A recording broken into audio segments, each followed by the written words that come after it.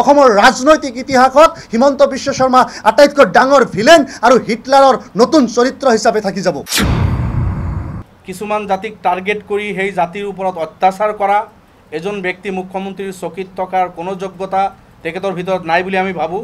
তেখেতে যোগ্যতা হেৰাইছে, গতিকে অতি সোনকালে তেখেতে ৰিজাইন কৰিব লাগে আৰু অসমত ৰাষ্ট্ৰপতি শাসন বলবৎ হ'ব লাগে।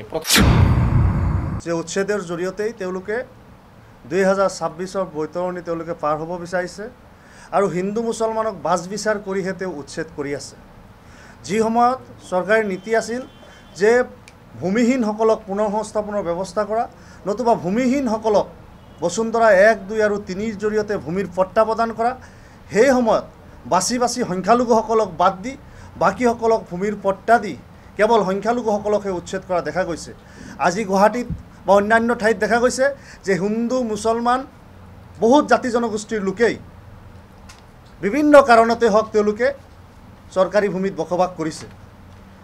কেৱল মুছলমানসকলক বাছি বাছি নটিচ দিয়া হৈ আছে আৰু সেই ক্ষেত্ৰত অন্য ধৰ্মাৱলম্বী লোকক নটিচ দিয়া হোৱা নাই। আজি গোটেই অসমত এনেকুৱা এটা পৰিৱেশৰ সৃষ্টি কৰা হৈছে যি পৰিৱেশৰ পৰা মুছলমানসকলক অস্পৃশ্য, তেওঁলোকক এলিয়েনেশ্যন আৰু আদাৰনেছ কৰাৰ যিটো প্ৰক্ৰিয়া, এই প্ৰক্ৰিয়াটো অত্যন্ত ভয়াৱহ আৰু এয়া গণতন্ত্ৰৰ বাবে অশুভ লক্ষণ। এই ধৰণৰ অগণতান্ত্ৰিক আৰু স্বৈৰাচাৰী পৰিৱেশৰ আমি সৰ্বভাৰতীয় সংযুক্ত গণতান্ত্ৰিক মৰ্চাই বিৰোধ কৰোঁ। আমি ধিক্কাৰ জনাইছোঁ হিমন্ত বিশ্ব শৰ্মা নেতৃত্বাধীন এই চৰকাৰখনৰ এই ধৰণৰ হিটলাৰী আৰু কুপথা। তেওঁলোকক জনগণে মনত ৰাখিব, অসমৰ ৰাজনৈতিক ইতিহাসত হিমন্ত বিশ্ব শৰ্মা আটাইতকৈ ডাঙৰ ভিলেন আৰু হিটলাৰৰ নতুন চৰিত্ৰ হিচাপে থাকি যাব। পক্ষপাতিত্বমূলক আচৰণ কৰি তেখেতে হিংসাত্মক পন্থা অৱলম্বন কৰি মুখ্যমন্ত্ৰীৰ চকীৰ গৰিমা তেখেতে ম্লান কৰিছে, গৰিমা তেখেতে শেষ কৰিছে, সংবিধানক তেখেতে ভেঙুচালি কৰিছে, সংবিধানৰ শপত খাই তেখেতে প্ৰত্যেক দিন সংবিধান অমান্য কৰি কিছুমান কথা বাৰ্তা বা কাৰ্যকলাপ চলাইছে। গতিকে মই আপোনালোকৰ যোগেদি দাবী জনাইছোঁ তেখেতে ৰিজাইন কৰিব লাগে আৰু অসমত ৰাষ্ট্ৰপতি শাসন বলবৎ হ'ব লাগে।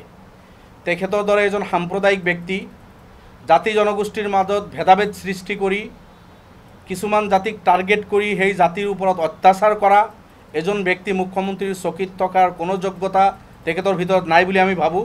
তেখেতে যোগ্যতা হেৰাইছে, গতিকে অতি সোনকালে তেখেতে ৰিজাইন কৰিব লাগে আৰু অসমত ৰাষ্ট্ৰপতি শাসন বলবৎ হ'ব লাগে।